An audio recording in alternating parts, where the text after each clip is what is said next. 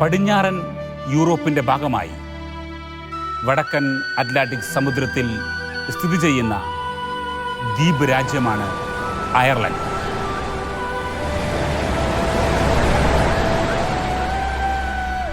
ഹരിത മനോഹരമായ ഭൂപ്രകൃതി ഉള്ളതിനാൽ യൂറോപ്പിൻ്റെ മരത ദ്വീപ് എന്നറിയപ്പെടുന്ന രാജ്യം.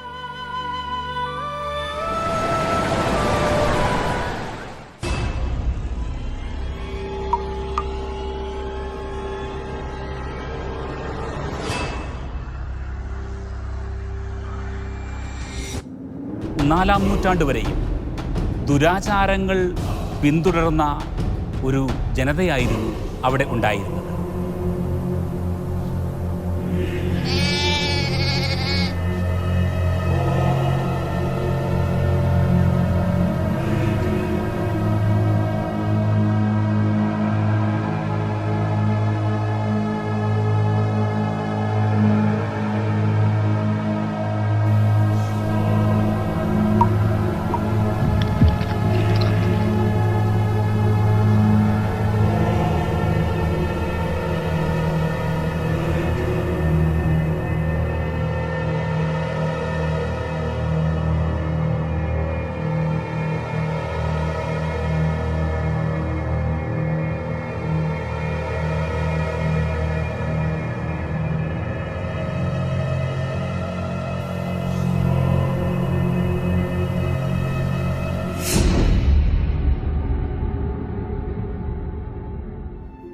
ആ ദേശത്തേക്ക് ആദ്യം ഒരു അടിമയായും പിന്നീട് ദൈവത്താൽ അയക്കപ്പെട്ട ഒരു അപ്പസ്തോലനായും കടന്നു ചെന്ന സെയിന്റ് പാട്രിക് ഓഫ് അയർലൻഡ്. ഈ വിശുദ്ധാത്മാവിൻ്റെ ജീവിതമാണ് കണ്ണുനീരിൽ വിതച്ചവർ എന്ന ഈ പ്രോഗ്രാമിൻ്റെ ഈ എപ്പിസോഡിൽ നാം ശ്രവിക്കാൻ പോകുന്നത്.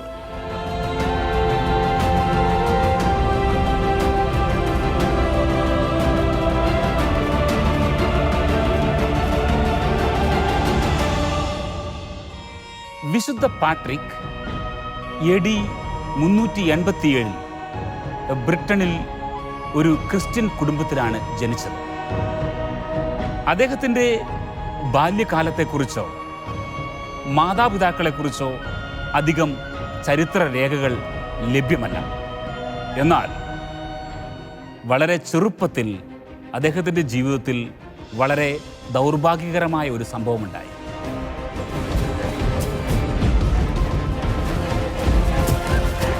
വെറും 16 വയസ്സുള്ളപ്പോൾ ഐറിഷ് കടൽ കൊള്ളക്കാർ അദ്ദേഹത്തിൻ്റെ വീട്ടിൽ നിന്ന് തട്ടിക്കൊണ്ടുപോയി.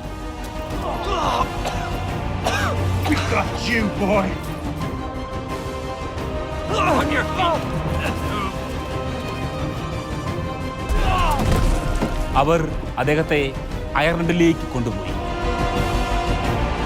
ആ കാലത്ത് യൂറോപ്പിൽ ആളുകളെ തട്ടിക്കൊണ്ടു പോകുകയും അടിമകളായി ചന്തയിൽ വിൽക്കുകയും ചെയ്യുന്ന ഒരു സമ്പ്രദായം നിലനിന്നിരുന്നു. അങ്ങനെ കടൽ കൊള്ളക്കാർ പാട്രിക്കിനെ അയർലൻഡിലെ ഒരു പ്രഭുവിന് അടിമയായി വിറ്റു.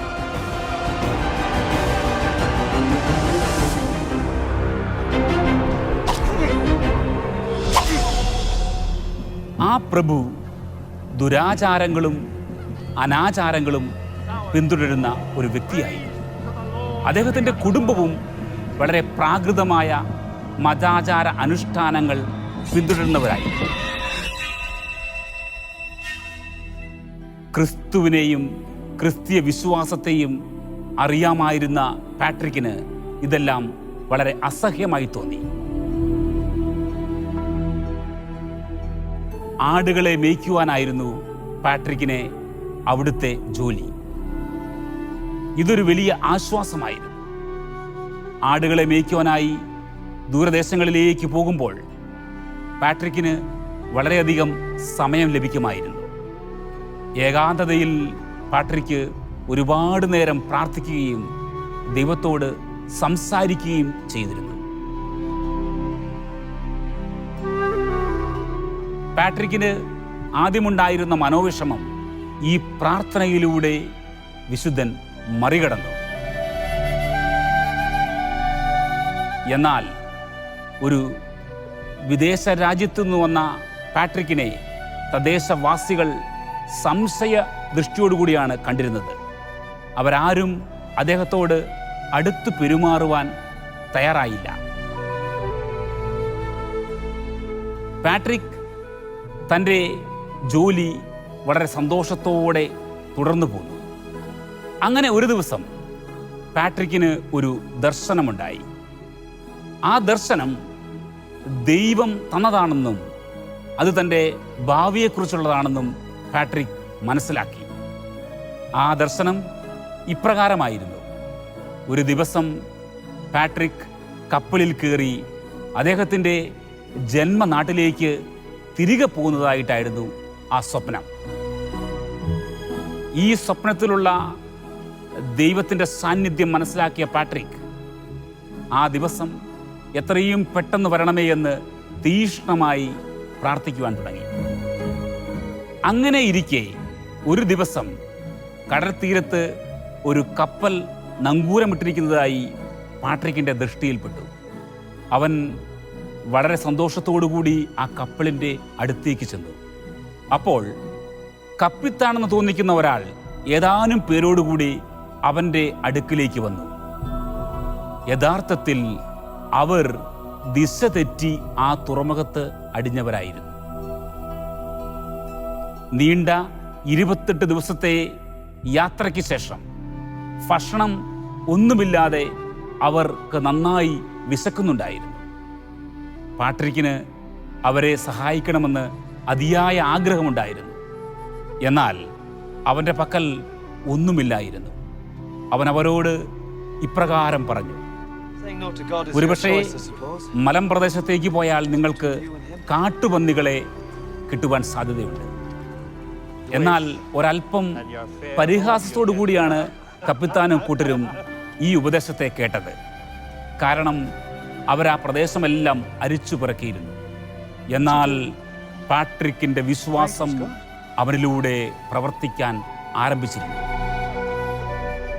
അങ്ങനെ അവർ മലമ്പ്രദേശത്തേക്ക് യാത്രയായി. ദൈവാനുഗ്രഹത്താൽ അവരുടെ മുൻപിൽ ഒരു കാട്ടുപന്നിക്കൂട്ടം പെട്ടു.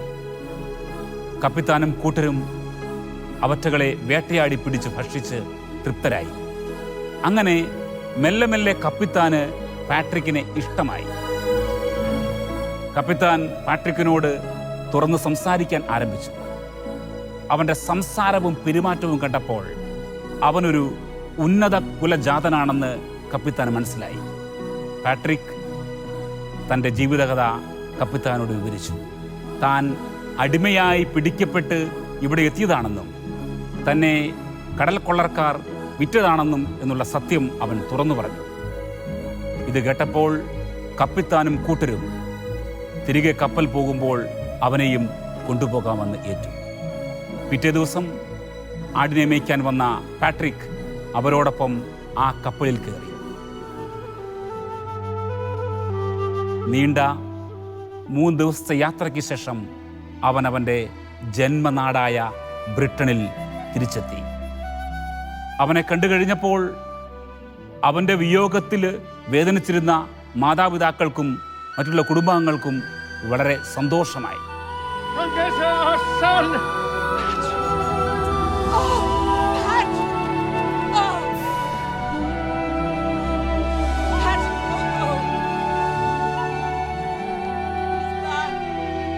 എന്നാൽ അവൻ്റെ ഈ അടിമകാലത്തെ ജീവിതം പാട്രിക്കിനെ ഒരുപാട് കാര്യങ്ങൾ പഠിപ്പിച്ചിരുന്നു. തീക്ഷ്ണ വിശ്വാസമുള്ള പാട്രിക്കിൻ്റെ അമ്മ തൻ്റെ മകൻ ഒരു വൈദികനാകണമെന്ന് ആഗ്രഹിച്ചു. അതിനായി അവനോട് സെമിനാരിയിൽ ചേരുവാൻ അവർ ആവശ്യപ്പെട്ടു.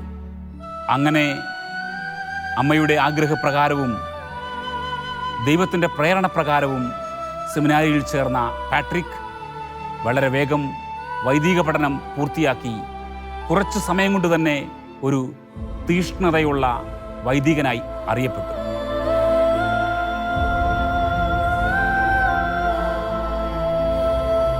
അവൻ്റെ ആഗ്രഹം ഇംഗ്ലണ്ടിൽ ശുശ്രൂഷ ചെയ്യണം എന്നായിരുന്നില്ല, മറിച്ച് ഒരു മിഷണറിയായി വിദൂരദേശത്തേക്ക് പോകണമെന്നായിരുന്നു അവൻ്റെ ആഗ്രഹം. അടിമയായിരുന്ന കാലത്തെ ജീവിത അനുഭവങ്ങൾ ദൂരദേശങ്ങളിൽ കടന്നുപോയി ഒരു മിഷണറിയായി പ്രവർത്തിക്കണം എന്നുള്ള ഒരു പ്രചോദനം അവന് നൽകിയിരുന്നു. ഇതിനും പുറമേ അവൻ്റെ വൈദിക പഠനകാലത്ത് അവന് ഇങ്ങനെ ഒരു സ്വപ്നമുണ്ടായി. വിക്ടോറിയസ് എന്നു പേരുള്ള ഒരു ഐറിഷുകാരൻ ഒരു സ്വപ്നത്തിൽ അവൻ്റെ മുമ്പിൽ കടന്നു വന്ന് അവന് കുറേ കത്തുകൾ നൽകി. The voice of the Irish എന്ന തലക്കെട്ടിൽ ഉണ്ടായിരുന്ന ആ കത്ത്, അതിൽ ഒരെണ്ണം വായിക്കുമ്പോൾ പാട്രിക്കിൻ്റെ ചെവികളിൽ ഇങ്ങനെ ഒരു സ്വരം മുഴങ്ങി. അത് പടിഞ്ഞാറൻ കടൽ തീരത്തുള്ള ആൾക്കാരുടെ സ്വരമായിരുന്നു. അവൻ അവിടെയാണ് ആദ്യമായി ഒരു അടിമയായി എത്തിച്ചേർന്നത്. അവർ അവനോട് ഇങ്ങനെ പറഞ്ഞു: വിശുദ്ധ ദൈവത്തിൻ്റെ സന്താനമേ, ഞങ്ങളുടെ ഇടയിൽ ആയിരിക്കുക, ഞങ്ങൾക്കു വേണ്ടി നീ പ്രവർത്തിക്കുക, വേഗം ഇങ്ങോട്ട് വരിക എന്ന്. ഇതൊരു ദൈവസ്വരമായി പാട്രിക് കണ്ടു. ആ സ്വരത്തെ അവന് അവഗണിക്കാൻ സാധിച്ചില്ല. അങ്ങനെ ഒരു മിഷണറിയായി ജീവിക്കണം എന്നുള്ള ആഗ്രഹം, അയർലൻഡിൽ പോകണം, ഏതൊരു ദേശത്താണോ നീണ്ട 6 വർഷക്കാലം അടിമയായി ജീവിതം നയിച്ചത്, ആ ദേശത്തേക്ക് കടന്നു ചെന്ന് അവരെ അവരുടെ അനാചാരങ്ങളും ദുരാചാരങ്ങളുമാകുന്ന അടിമത്തത്തിൽ നിന്ന് വിടുവിച്ച് ക്രിസ്തുവിൻ്റെ സ്വാതന്ത്ര്യത്തിലേക്ക് കൊണ്ടുവരുവാനായി ആ മിഷണറിയുടെ മനസ്സ് തുടിച്ചു. ഈ സമയം അയർലൻഡ് എന്ന രാജ്യം മറ്റ് യൂറോപ്യൻ രാജ്യങ്ങളെപ്പോലെ കൾട്ടിക് മതസമ്പ്രദായമായിരുന്നു പിന്തുടരുന്നത്. അതിൻ്റെ എല്ലാ ആചാരങ്ങളും അവർക്കിടെ ജീവിതത്തിലും ഉണ്ടായിരുന്നു. തദ്ദേശവാസിയായ പല്ലേഡിയസ് എന്ന മെത്രാനായിരുന്നു അവിടുത്തെ ക്രിസ്തീയ വിശ്വാസികളെ നയിച്ചിരുന്നത്. പല്ലേഡിയസും സഹപ്രവർത്തകരുടെയും ലക്ഷ്യം നേറ്റീവായ ഐറിഷുകാരുടെ പരിവർത്തനം ആയിരുന്നില്ല, മറിച്ച് ബ്രിട്ടൻ, അമേരിക്ക തുടങ്ങിയ രാജ്യങ്ങളിൽ നിന്ന് എത്തിയ വിശ്വാസികളുടെ അജപാളനപരമായ ദൗത്യമായിരുന്നു അവർക്ക് ഉണ്ടായിരുന്നത്. അവർക്ക് വേണ്ടിയായിരുന്നു മെയിനായിട്ടും അവർ ശുശ്രൂഷ നടത്തിയിരുന്നത്.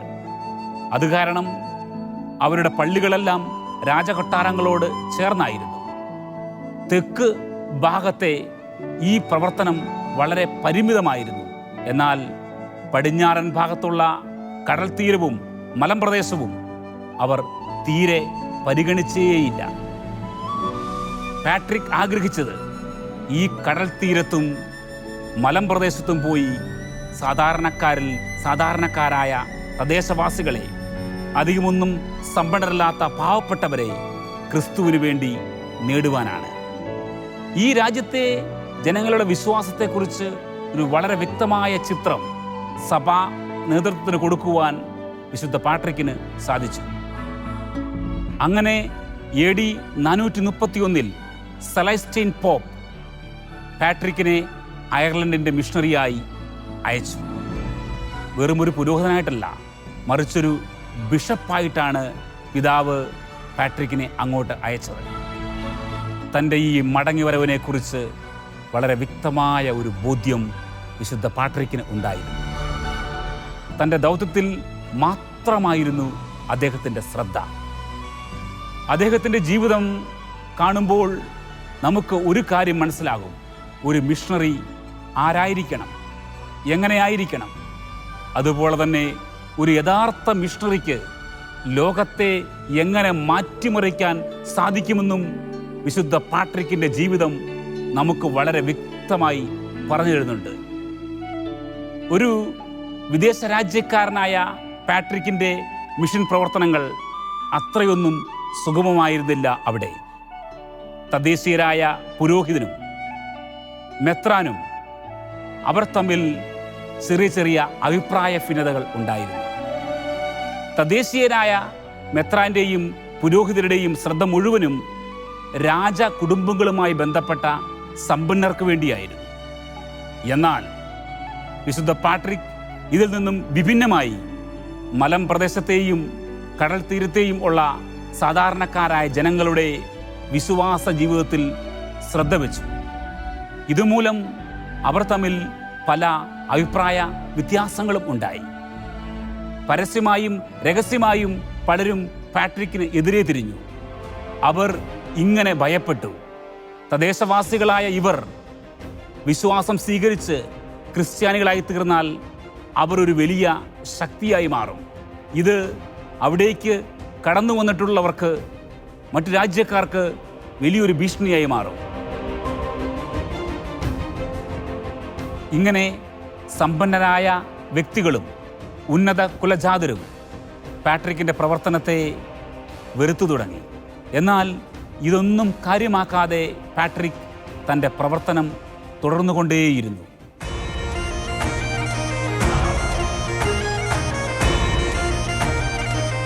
പാട്രിക് അയർലൻഡിൽ എത്തിയ സമയത്ത് ആ സ്ഥലം പാമ്പുകളുടെ ഒരു വിഹാര കേന്ദ്രമായിരുന്നു. പാമ്പുകളെ അവിടുത്തെ ജനങ്ങൾക്ക് വളരെ ഭയമായിരുന്നു. എന്നാൽ പാമ്പുകളെ തെല്ലും ഭയപ്പെടാതെ എപ്പോഴും പുറത്ത് സഞ്ചരിക്കുന്ന ഈ സന്യാസി അവർക്കൊരു വെല്ലുവിളിയായിരുന്നു. അദ്ദേഹത്തിൻ്റെ മറ്റൊരു വലിയ പ്രവർത്തനം രോഗികൾക്ക് വേണ്ടിയുള്ള പ്രാർത്ഥനയായിരുന്നു. ഒരിക്കൽ മരണാസന്നനായി എല്ലാവരാലും ഉപേക്ഷിക്കപ്പെട്ട ഒരു രോഗിയുടെ പക്കൽ പാട്രിക് എത്തി. അദ്ദേഹത്തിൻ്റെ രോഗം വളരെ മൂർച്ഛിച്ചതിനാൽ എല്ലാവരും ആ രോഗിയെ ഉപേക്ഷിച്ച് കടന്നുപോയി. എന്നാൽ പാട്രിക് ആ രോഗിക്ക് വേണ്ടി പ്രാർത്ഥന ആരംഭിച്ചു. കുറച്ച് നാളുകൾ കൊണ്ട് ആ രോഗി പരിപൂർണ സൗഖ്യം പ്രാപിച്ചു. ഇത് ആ പ്രദേശത്തെങ്ങും വ്യാപിച്ചു. അത്ഭുത രോഗശാന്തി വരമുള്ള ആ വിശുദ്ധൻ്റെ പക്കലേക്ക് ആളുകൾ ഓടി അണയുകയായി. ഇതേ സമയം തന്നെ മറ്റൊരു കാര്യവും സംഭവിച്ചു. പാട്രിക്കിൻ്റെ പ്രാർത്ഥന മൂലം പാമ്പുകൾ ആ ദേശത്തെ വിട്ടുപോയി. അത്ഭുതകരമായ ഒരു സത്യം ഇതാണ്: ഇന്നുവരെയും അയർലൻഡ് അറിയപ്പെടുന്നത് പാമ്പുകളില്ലാത്ത ദേശമെന്നാണ്. പാമ്പുകൾ മാത്രമല്ല ആ ദേശത്തെ വിട്ടുപോയത്, പാട്രിക്കിൻ്റെ വരവോടുകൂടി അനാചാരങ്ങളും ദുരാചാരങ്ങളും എല്ലാം ആ ദേശത്തു നിന്ന് വിട്ടുപോയി. പാട്രിക് ആ ജനത്തോട് സുവിശേഷം പ്രസംഗിച്ചു. മെല്ലെ മെല്ലെ ആ ജനത്തെ ക്രിസ്തുവിലേക്ക്, ക്രിസ്തുവിൻ്റെ പ്രകാശത്തിലേക്ക് കൂട്ടിക്കൊണ്ടുവന്നു. പാട്രിക് 1000-ലും 10,000-ലും അധികം വ്യക്തികൾക്ക് മാമോദീസ കൊടുത്തതായി പറയപ്പെടുന്നു. പാട്രിക് അവിടെ എമ്പാടും പുരോഹിതരെ നിയമിക്കുകയും ജനങ്ങളുടെ അജപാലന ശുശ്രൂഷയിൽ ശ്രദ്ധ കേന്ദ്രീകരിക്കുകയും ചെയ്തു. ഇതിനും പുറമെ മനുഷ്യരെ അടിമകളാക്കുന്ന സമ്പ്രദായത്തിനെതിരെയും പാട്രിക് നിലകൊണ്ടു. വളരെ ചെറുപ്പത്തിൽ ഒരു അടിമയായിരുന്ന പാട്രിക് ക്രിസ്തു മതപ്രചാരണം, അടിമത്തത്തെ വേരോടെ ഉന്മൂലനം ചെയ്യാനുള്ള ഒരു മാർഗമായി കണ്ടിരുന്നു. പ്രമുഖ അടിമ വ്യാപാരിയും ബ്രിട്ടീഷ് റോമൻ പൗരനുമായ കൊറോട്ടിക്കുസുമായി പലതവണയും വിശുദ്ധ പാട്രിക്കിന് ഉരസലുണ്ടായി. അദ്ദേഹവും അദ്ദേഹത്തിൻ്റെ അനുയായികളും പലപ്പോഴും കൊറോട്ടിക്കുസിൻ്റെ സംഘങ്ങളിൽ നിന്ന് മർദ്ദനങ്ങൾ ഏറ്റുവാങ്ങി. വിശുദ്ധ പാട്രിക്കിനെ അവർ തല്ലിച്ചതയ്ക്കുകയും കൊള്ളയടിക്കുകയും ചെയ്തിരുന്നു. അയർലൻഡിലെ തദ്ദേശീയരായ ക്രിസ്തു മതത്തിലേക്ക് പരിവർത്തനം ചെയ്യപ്പെട്ടവരെയും അവർ അടിമകളാക്കി പിടിച്ചിരുന്നു. കൊറോട്ടിക്കസിനെയും അവൻ്റെ അനുയായികളെയും പിശാചിൻ്റെ സന്താനങ്ങൾ എന്നാണ് വിശുദ്ധ പാട്രിക് വിളിച്ചത്. സാധാരണ ജനങ്ങളുമായുള്ള തൻ്റെ സൗഹൃദം അത് തുടർന്നു കൊണ്ടുപോകുന്നതിനായി രാജാക്കന്മാരിൽ നിന്ന് ലഭിച്ചിരുന്ന എല്ലാ അംഗീകാരവും ബഹുമതികളുമൊക്കെ പാട്രിക് നിരാകരിച്ചു. അദ്ദേഹം കടൽ തീരത്തുള്ള ജനതകളുടെയും മലമ്പ്രദേശത്തുള്ള പാവപ്പെട്ടവരുടെയും ഒരു അപ്പസ്തോലനായി എന്നും നിലകൊണ്ടു. നരബലി ആ കാലഘട്ടത്തിൽ അവിടെ പ്രാകൃത മതത്തിലെ ഒരു പ്രധാന ആചാരമായിരുന്നു. ദൈവത്തെ പ്രസാദിപ്പിക്കാനായി നരബലി നടത്തുന്നതിൽ അവർ യാതൊരു തെറ്റും കണ്ടില്ല. എന്നാൽ അത്ഭുത കൃപാവരങ്ങളുണ്ടായിരുന്ന പാട്രിക് തൻ്റെ അത്ഭുത സിദ്ധിയിലൂടെ നരബലിക്ക് വേണ്ടി പിടിച്ചുകൊണ്ടുപോയ പലരെയും രക്ഷപ്പെടുത്തി. ഇതുമൂലം പ്രാകൃത മതത്തിലെ പല പുരോഹിതന്മാരും അദ്ദേഹത്തിന് എതിരായി മാറി. അവർ പലതവണ അവരുടെ മാന്ത്രിക വിദ്യ പാട്രിക്കിനെതിരെ പ്രയോഗിക്കുകയും അദ്ദേഹത്തെ കൊല്ലാൻ ശ്രമിക്കുകയും ചെയ്തു. ഒരിക്കൽ അഗ്നിയിലൂടെ കടന്നുപോയ പാട്രിക്കിൻ്റെ ഒരു അനുയായിക്ക് ഒരു പോറൽ പോലും ഏക്കാതെ തിരികെ വന്നത് ഈ പ്രാകൃത മതക്കാരെയെല്ലാം അത്ഭുതപ്പെടുത്തുകയും അവരുടെ രാജാവ് ക്രിസ്തുവിനെ തൻ്റെ ജീവിതത്തിൻ്റെ നാഥൻ രക്ഷകനുമായി സ്വീകരിക്കുകയും ചെയ്തു. ഇങ്ങനെ വിശുദ്ധ പാട്രിക്കിൻ്റെ ജീവിതം ആദ്യ നൂറ്റാണ്ടിലെ അപ്പസ്തോലന്മാരുടെ ജീവിതങ്ങളെ അനുസ്മരിക്കുന്നത് പോലെ അത്ഭുതങ്ങളുടെയും അടയാളങ്ങളുടെയും ഒരു ഘോഷയാത്രയുടെ ജീവിതമായിരുന്നു. ഒരു മിഷണറിയുടെ ജീവിതത്തിൽ ദൈവശക്തിയുടെ മഹത്തായ പ്രകടനം 4-ാം നൂറ്റാണ്ടിൽ വിശുദ്ധ പാട്രിക്കിലൂടെ അയർലൻഡും യൂറോപ്പും ദർശിച്ചു. നീണ്ട 40 വർഷക്കാലത്തോളം വിശുദ്ധ പാട്രിക് ഒരു മിഷണറിയായി അയർലൻഡിൽ പ്രവർത്തിച്ചു. സാധാരണക്കാർക്ക് വേണ്ടി നിലകൊണ്ടു. അദ്ദേഹത്തിൻ്റെ വിമർശകർ പോലും അവസാന നാളുകളിൽ അദ്ദേഹത്തോട് രമ്യതയിലാകുകയും ക്രിസ്തുമതം സ്വീകരിക്കുകയും ചെയ്തു. ഒടുവിൽ AD 461 ആ മഹാനായ അപ്പസ്തോലൻ, ആ മഹാനായ വിശുദ്ധാത്മാവ് തൻ്റെ അന്ത്യസമ്മാനത്തിന് വേണ്ടി യാത്രയായി. കത്തോലിക്ക സഭ മാത്രമല്ല, ലൂതറൻ, ആംഗ്ലിക്കൻ തുടങ്ങിയ സഭകളും അദ്ദേഹത്തെ ഒരു വിശുദ്ധനായി വണങ്ങുന്നു. 12-ാം നൂറ്റാണ്ടിൽ വിശുദ്ധനായി പ്രഖ്യാപിക്കപ്പെട്ട വിശുദ്ധ പാട്രിക് മിഷണറിമാർക്ക് ഒരു വലിയ വഴികാട്ടിയാണ്.